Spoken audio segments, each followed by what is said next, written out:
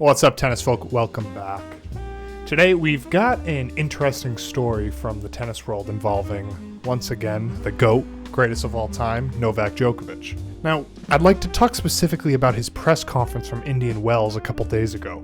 Things were just looking a little strange, and I wanted to kind of analyze the presser and see what he said and also his facial expressions if you saw the thumbnail of the video. So as we all know, Novak was knocked out of Indian Wells last weekend by Botic van de Zandschulp, but the loss holds a little more significance than just a first round loss at a Masters 1000. This marks his third consecutive defeat, which is a streak he hasn't had in 7 years. His loss at the Australian Open, his loss at Qatar Open, and now this surprising exit. What seems to be raising even more eyebrows is how he was acting after the match. Now, you might expect Novak to be a bit down after such a tough loss, and he definitely was, especially after struggling with 37 unforced errors. But at the post-match presser, he was kind of all smiles. I mean, way too much smiling. Yeah, I mean, hard to appreciate anything now, really. I'm disappointed that I lost, but I guess, if you put things in that larger perspective, of course, I've had an incredible career and being consistent.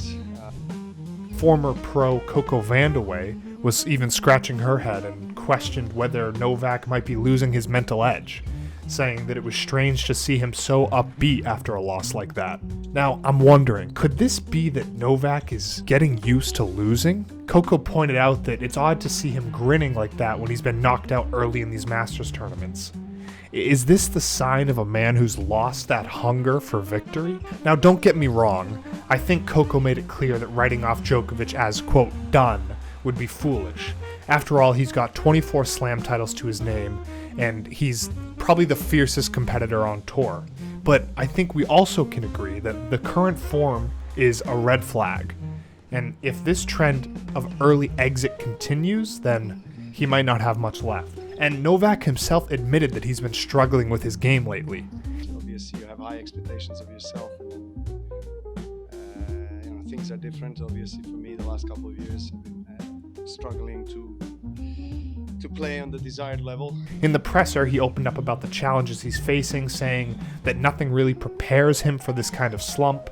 He's not feeling the same rhythm on the court, and he's even criticized the resurfaced courts at Indian Wells, claiming the difference in bounce between the center and outer courts was huge. But here's the kicker. Novak is still on the brink of history. He's one slam away from breaking the record for the most slam singles titles, a title he already shares with Margaret Court at 24. So while things aren't looking perfect right now, you can bet that if anyone has the mental fortitude to bounce back from this, it's him. Now, there's one other thing I'd like to talk about today. Yesterday, we had an American star make history. That's right. So here's the deal. Ben Shelton has officially become the youngest American to make the quarterfinals in Indian Wells since, that's right, Andy Roddick back in 2004.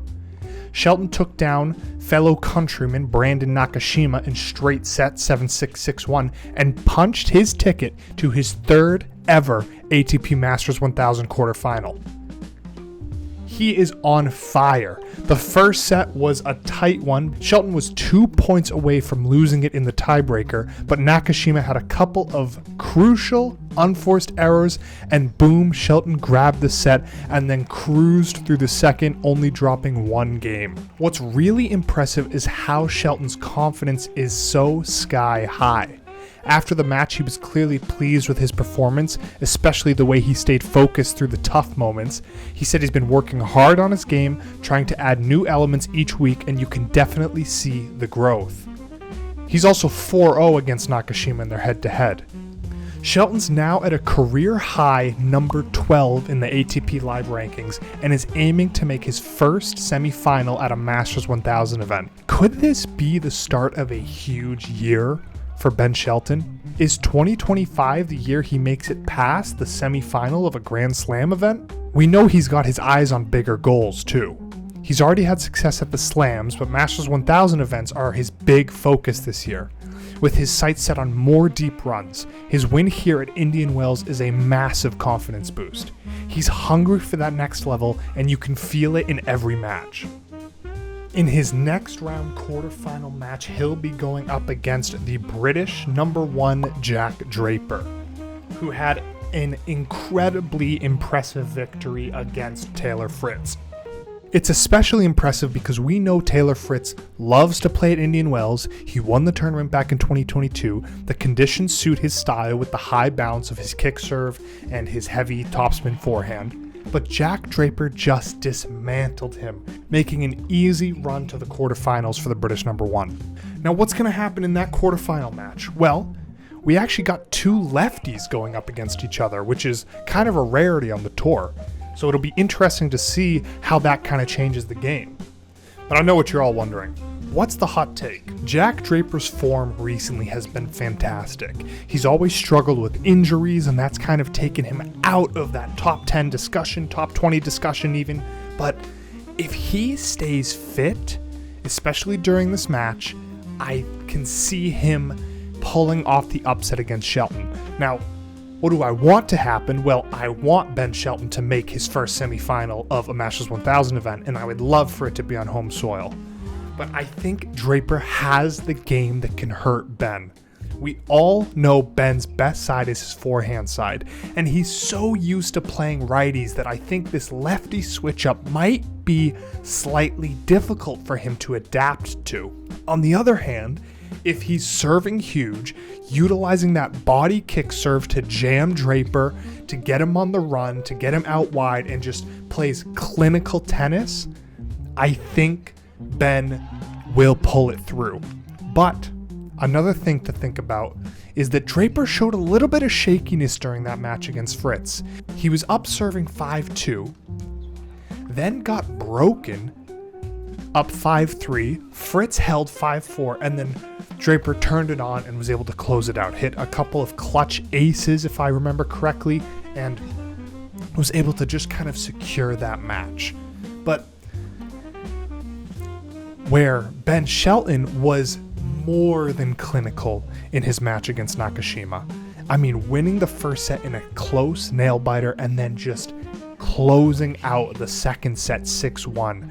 Not even giving Nakashima a moment to breathe. He was all over the ball, determining the pace, hitting those angles, hitting the lines, hitting massive serves. Nakashima had no answer for what Ben Shelton was putting out.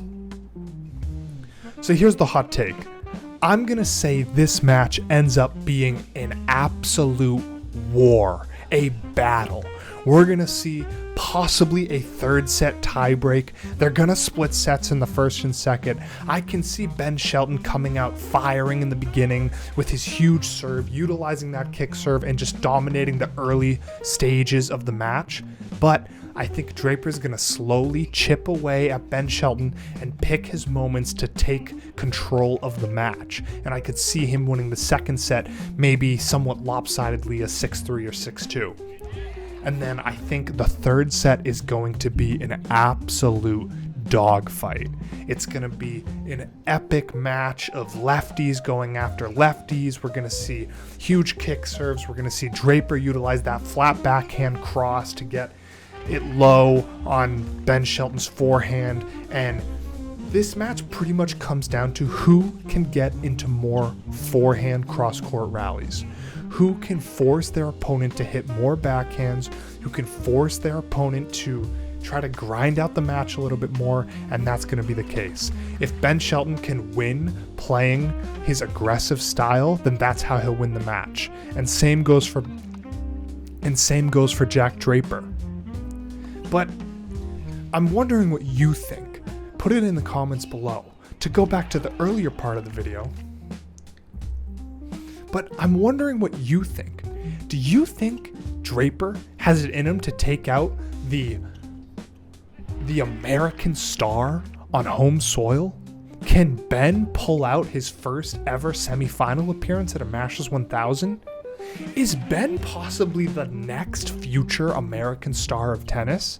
I mean, yesterday's win is incredibly historic. He's only 22 years old. Are we going to see, is Ben Shelton the next Andy Roddick? And what do you think about the first part of the video? Is Novak just going through a tough phase, or is there more to this smiling too much situation? Has he become complacent, accepting these losses? Are we going to see more early exits this year? Drop your thoughts in the comments below. And of course, don't forget to like, share, and subscribe for more tennis updates. Until next time, keep the ball rolling.